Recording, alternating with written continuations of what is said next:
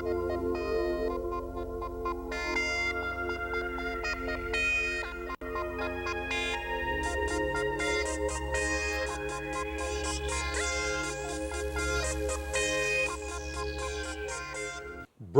population 2.59 million.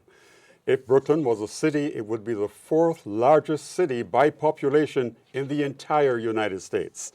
New York City has 8.1 million, Los Angeles has 3.8 million, Chicago has 2.7 million, and Brooklyn has 2.59. More people than Houston, Texas, Philadelphia, and Phoenix, Arizona. In this edition of Brooklyn 45, we welcome the president of the Borough of Brooklyn, Eric Adams. Now, no one should really underestimate your responsibility, and I'm sure you do not. What do you see as your greatest challenge as borough president? People, is something that is often said but never really drilled down on. Brooklyn is, I think that we're going through what I like to call inertia. Things that are in motion would remain in motion unless something gets in its way. And we are building, we are developing, we are going to continue to do so. Nothing is going to stop new structures. The downtown skyline has changed, unbelievable. And we look at Dumbo, you look at Park Slope and Bedford-Stuyvesant along Fulton Street. And so we're going to continue to build. But the question becomes, how do we start that process when it comes down to building people?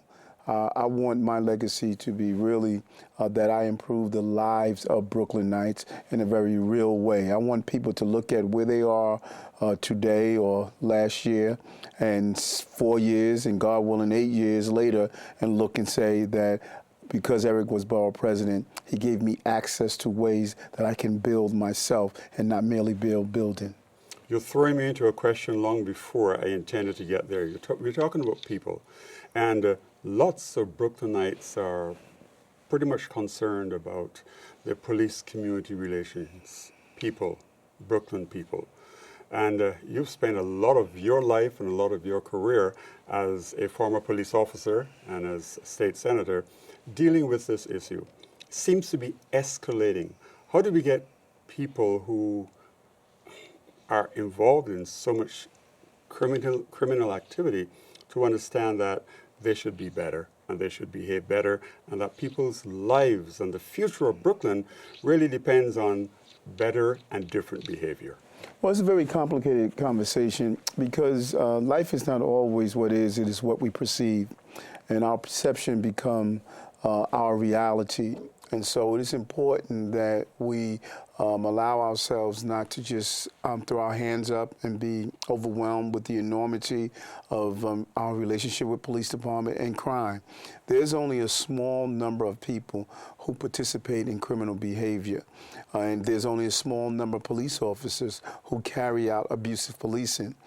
What we must do is identify both those groups and be willing to take and make the tough decisions to address them. Those people who are repeated offenders to criminal behavior, we must ensure that they are incarcerated until they are rehabilitated. And those police officers who are committing abusive behavior, we must make sure they get off the police department.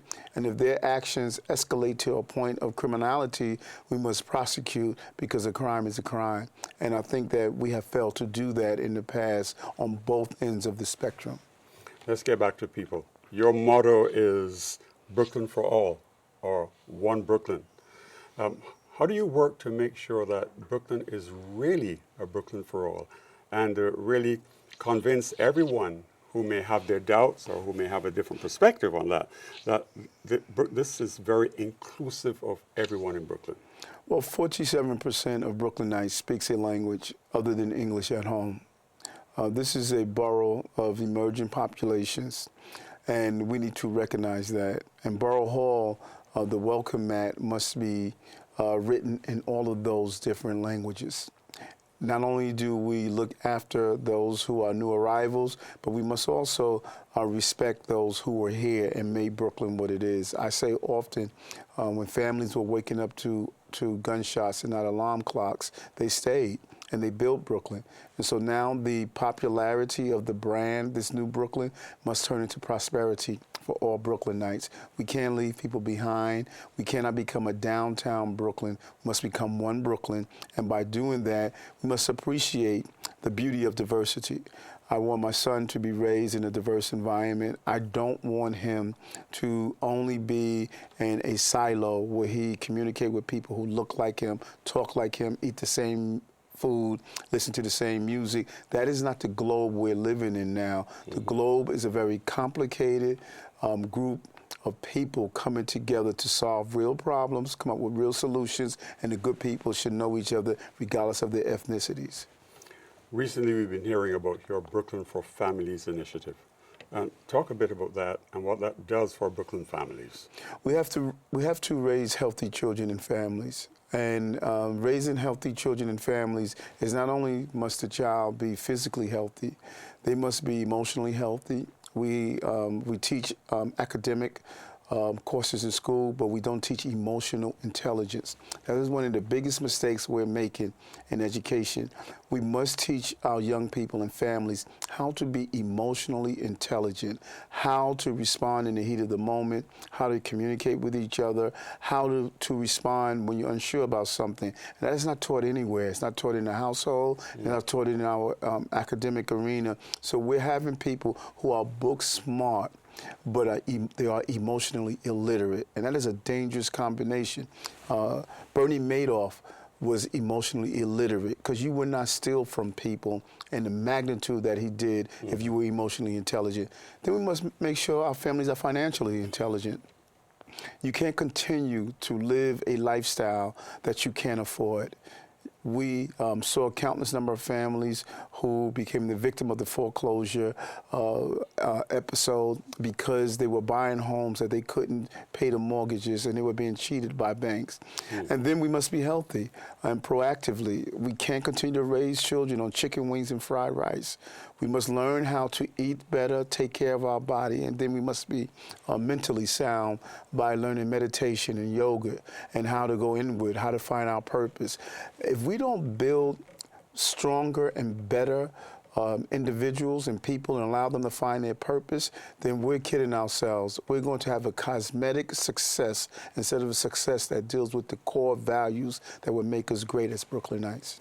You work long hours as board president.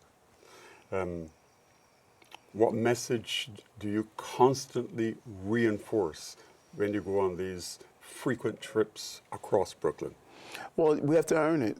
And, you know, their long hours this morning, we were riding bikes from Grand Army Plaza down to Borough Hall. You were riding bikes as well? Yes, I was riding my bike share. I'm a bike share rider. Okay. You know, talking about Earth Day. Yes. And so that was the beginning of our day. We crisscrossed the borough. I was just out in Flatbush speaking to a group of Hasidic Jewish men. And so it is about crossing the borough, not being focused on just one thing. You know, this is a Jay-Z moment. I got 99 problems, and I got to solve each one of them. The entire borough must know they have a borough president that is not leaving people behind. We got to all go together with the success of this borough. I think Jay-Z is one of your favorite performers. You quote him quite a bit. Because he keeps it real. And I think that if one allows himself to get lost in the lyrics, then you could appreciate his true reflection, and it impacts everyday people. You know, people are hurting. You know, they're in a very painful place, and hurt people do hurtful things. And if we don't identify and recognize their pain and allow them to move beyond that pain, then we will never become the borough that we would like to be. Let's talk about that pain, that financial pain. You said that Brooklyn's consumer debt crisis is like an anchor that's weighing down Brooklyn people. How does your office try to change that? Well, this month I have a great chief programming officer. When I came into Borough Hall, I came in with the vision of how do I help Brooklynites become financially sound. When you look at We are on one of the top leaders in consumer debt and default on credit cards. Those are individuals who are late 90 days or more in payments. We are leading that because so many people are trying to live their lives through the reality TV. Everything they see, they want to purchase. And when in fact we can't do that. We have to show a level of stability and intelligence on how do we use our funds and resources. I was sharing earlier when I took my son to college, there were more credit card companies on the campus starting our young people out in debt already. If your credit score is low, now employers are no longer looking to hire you. You can't purchase a home. You have a higher payment on a car. If we don't learn how to handle this financial issue, we're going to find ourselves starting out in life drowning. You know, we become like John Legend. Our head is underwater, but we're breathing fine. Yes. Fine. This change in Brooklyn's landscape, it's an amazing change. Not only what is happening downtown Brooklyn where our studios are, but what is happening in so many other communities that are very close to downtown Brooklyn. Let's talk about this change and how that change is going to be explained by your office, because people are happy to see the expansion of Brooklyn, but people have concerns as well. Some businesses are perhaps being pushed out from where they have been. There's a concern that people who have lived in areas for a long time are being pushed out. Let's talk about how we make this change one that is manageable and is acceptable to all concerned. And I think you hit it on the head. The real term is manageable. I equate Brooklyn to a professional basketball player who graduates from college and goes from living a life of poverty, then all of a sudden he inherits a major contract paying him millions of dollars without the training of how to handle that money. Brooklyn is growing so fast. And we're waking up and realizing that all of a sudden we are this international entity. The small buildings that we knew, the person that lived next door to us for years, that we understood them. Now our neighbors are changing. Many of our churches are moving to new directions, all of this new structure. And if we're not prepared for it, if we do not move at a rate that is manageable, we're going to be consumed in it, because you can't create two societies. You can't have one end of the borough as part of the 25% of the borough that's living in poverty, and almost 50% is one paycheck away, double-digit unemployment in many of our communities. Yet when young people come downtown, they see buildings going up, but they're unable to be employed. And people are living qualitative lives, and they feel that they're left out. That's a terrible recipe that I'm not going to be a part of. We have to make sure that the borough is taking care of everyone across the board and manage the change and make sure that everyone is part of the change. We have to make sure we create a pipeline in education so we don't have 70% of our children are not reading and writing at math level in certain parts of Brooklyn. If we don't ensure that we create a college culture environment when our child is in pre-K, to understand that when he enrolled in pre-K, he is enrolling that he's going to college, and make sure that we monitor them throughout the system and make sure that we treat real STEAM, that they would get that science, technology, engineering, and math in a very real way.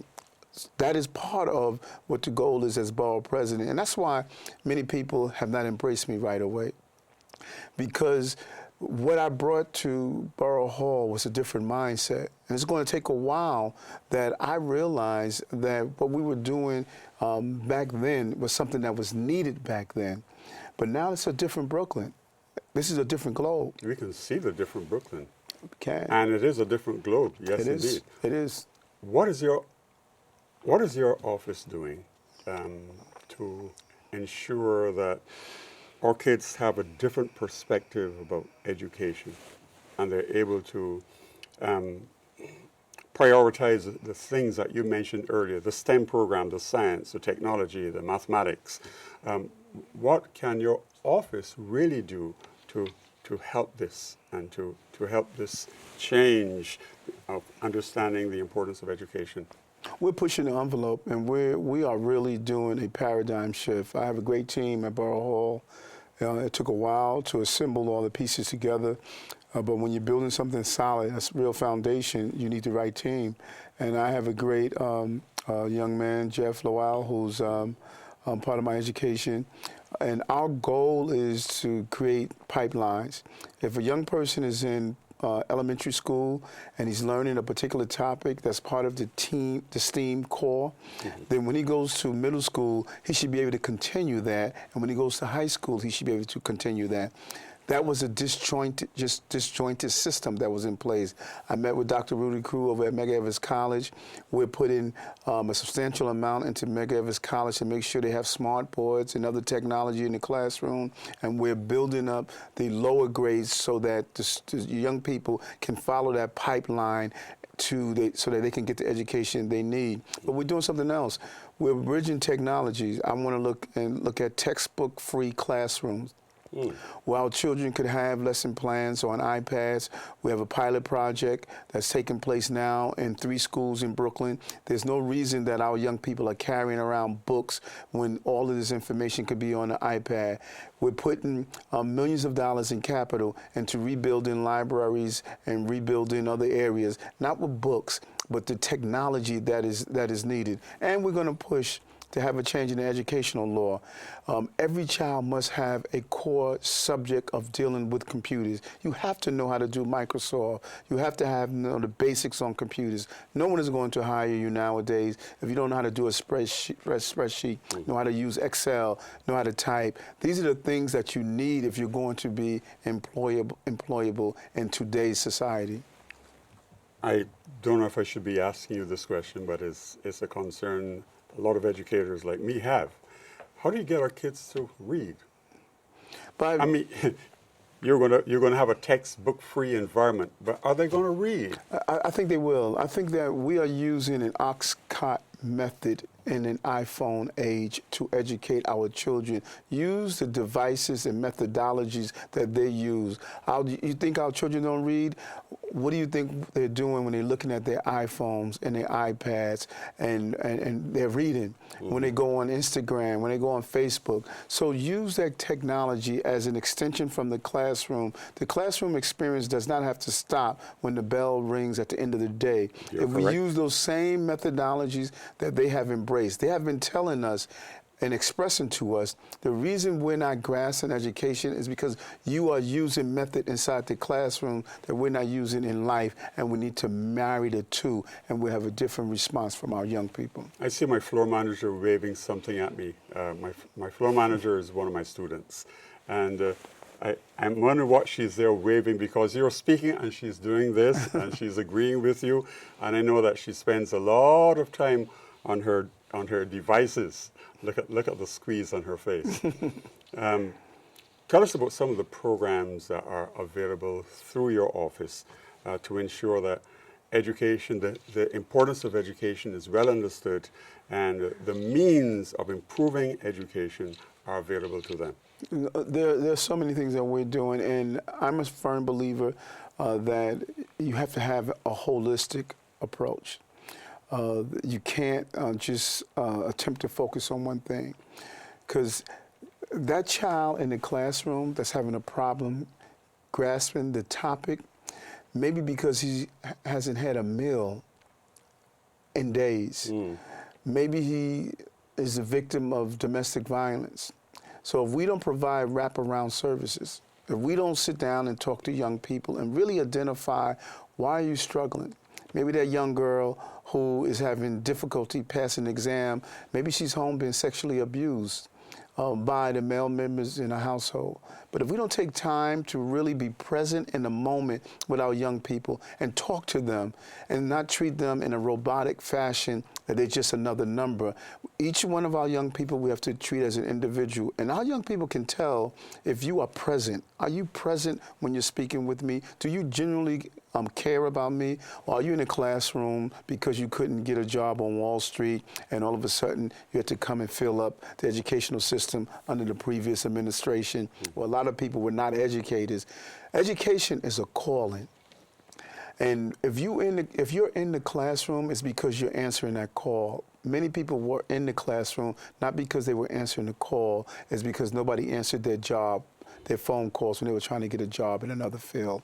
That's the wrong prescription for speaking with our children. So some of the programs we're doing at Borough Hall are bringing in our educators. Borough Hall is often used by educators to come in and hone their craft. And what we're doing with Dr. Rudy Crew and our constant meeting with the new chancellor on how do we open the schools to our young people and utilize these buildings and these safe spaces and places for our young people to come together. We can't continue to have McDonald's be the recreational facilities for our young people. They're in McDonald's stomping each other is because we threw them out of the school buildings. We're not allowing them access to the buildings that could be a safe space for them.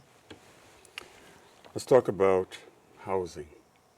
It's a serious issue for, I was going to say millions of people, but for hundreds of thousands of people who live in Brooklyn. What can your office do to alleviate some of the housing problems? People say there's a housing crisis here. What can your office do to ease that burden on people who are barely able to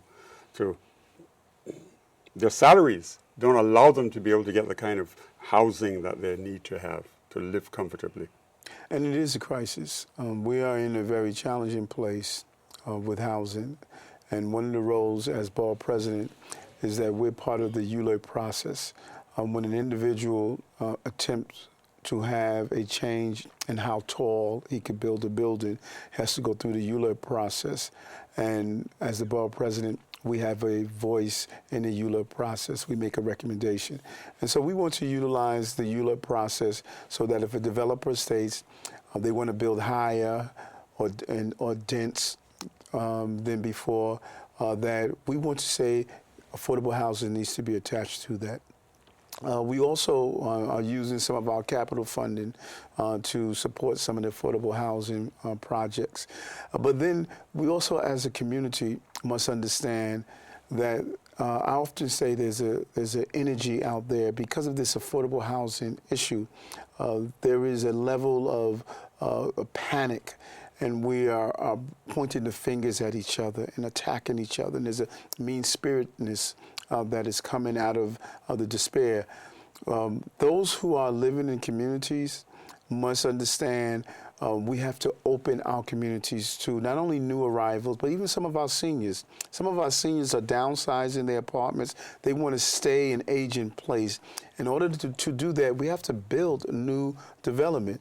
We have young people who went off to college, returned home, but now want to buy an apartment in the community they grew up in. You have to build to do that. So if you embody the spirit and energy of, I don't want any new people in my community, I don't want any new buildings in my community, then you're basically becoming selfish. I have my home, and I'm not concerned about anyone else. And that is not right. We must find ways of building where it could be contextual, it could be affordable, and without destroying communities. And it's possible to do that. And that's what I'm pushing in Borough Hall. I think we're running out of time, and they're signaling to me that I have time for just one more question. I am going to invite you back. I know you have such a hectic schedule that it's been a while trying to get you here. It was easier to get you on Brooklyn 45 when you were state senator. What do you see as Brooklyn's future? I know you talked about what you want your legacy to be. What do you see as Brooklyn's future? Well, I think Brooklyn is evolving. And the evolution, I don't think anyone could identify where it's going. When I was a police officer, I could not have imagined some of the places I patrolled that would be multi-million-dollar homes.